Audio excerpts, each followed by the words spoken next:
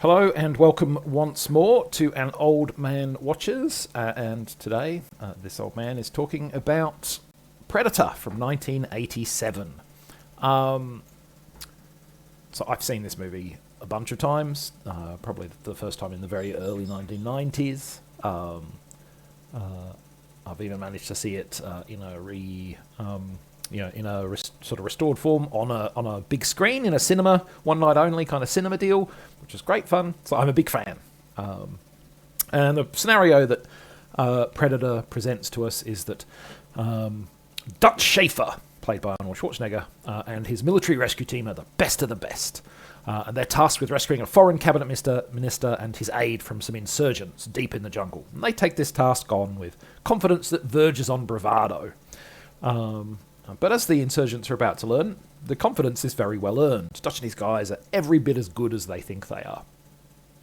Unfortunately, as Dutch and his guys are about to learn, there are far more dangerous things than insurgents lurking in this particular jungle. And the hunters are about to become the hunted as they come face to face with the Predator. So that's the plot of the film in a very, very short 60-minute nutshell, I guess. So like in 1987, Arnold Schwarzenegger was arguably the biggest action star in the world. A few years later, that would no longer even be an argument. He was the biggest action star in the world, and Predator was definitely a part of that. So let's talk about why. Okay, so first of all, this begins as a really gung-ho action movie. Arnie and co flex and wisecrack as they effortlessly plow through a swarm of bad guys. And then the tone shifts quite sharply once the Predator begins its hunt, becoming much more tense, much more sort of thriller-esque, much more tense. The script makes it very clear as soon as we have this shift that all of the team's skills and firepower will avail them nothing against this enemy. I won't go into too many details because if you haven't seen it, it's a scene that's worth experiencing unspoiled. There is one particular sequence where Team Human throws everything they have at the enemy and basically succeed in doing very little more than irritating it. Now, this is certainly not the only film that has ever done a genre shift or a tone shift. For instance, like a really obvious example, From Dusk Till Dawn, which changes from this gritty modern noir gangster film to a gonzo vampire fighting action movie. What's impressive about Predator is how well it handles the shift. I think it helps that it does sort of thoroughly seed the something terrible is going on out here. Tension very early on. We kind of have a number of scenes that emphasize that there is something more going on before Dutch and Co. Have their big action sequence against the insurgents, so that we're waiting for the other shoe to drop. But even more important, in my opinion, is that this film and its script is really careful not to undermine the characters in order to emphasize the danger that they find themselves in. Dutch and Co. are tough, skilled fighters, and they remain tough, skilled fighters even after they become the prey rather than the predator. They still feel very much in danger despite their abilities, rather than them suddenly finding themselves facing something that they don't know how to deal with and falling to pieces. They continue to work well together. They continue to do everything that they can. They're just, for much of the film, outmatched. And that's a really, I think, clever way of making the transition. The second thing that I wanted to talk about is the director, John McTiernan.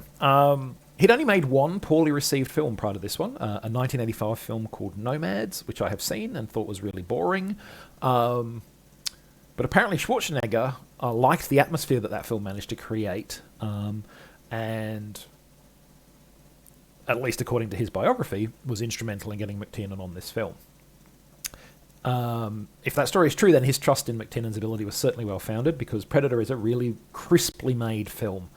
From the gonzo gung-ho glory of the Special Forces team's initially successful mission, to the panic of their first encounter of the Predator, and their growing desperation as the numbers are whittled away despite their skill and best efforts, he really captures it all. The film moves at a rapid click. It's well shot. It's well constructed. And look, McTiernan would go on in the very next year to direct Die Hard, which is, a gold standard amongst action films. It's one of the best action films ever made. Not a film somebody should try to remake. in my opinion. And I very rarely feel like people shouldn't try to remake movies. I think if you've got a great idea, go for it. But you know, as subsequent Die Hard movies have made it clear, it would be very, very hard to recapture everything that makes Die Hard such a good movie. You're better off just trying to make a really good action film.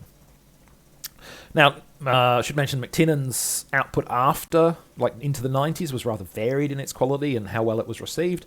And then in the early 2000s, he became embroiled in legal issues that seemed to have basically completely derailed his career.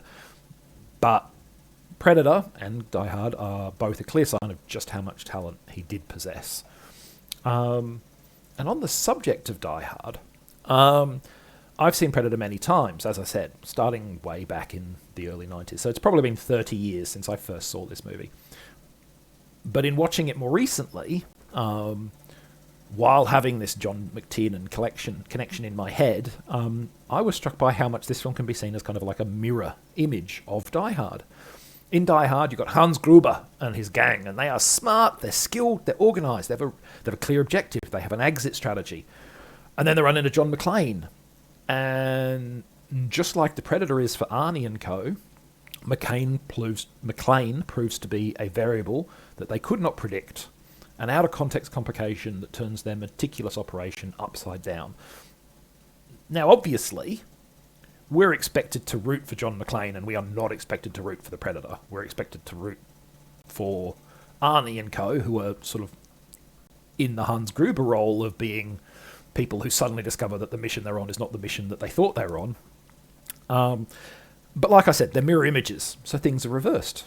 In one film, the good guy is the person whose mission is being messed up. In the other film, the good guy is the person who's messing up the mission.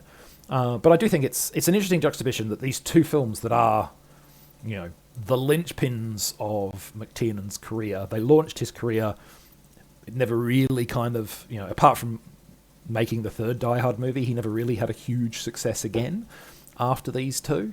But it's interesting how they are kind of like inverses of one another. So I thought that was an interesting thing to talk about. But then, I mean, if you haven't seen Predator, go see Predator. It's a good movie. Next time, we're going to talk about something that is not a good movie, but it's an interesting one. And I'm far more interested in interesting than necessarily good.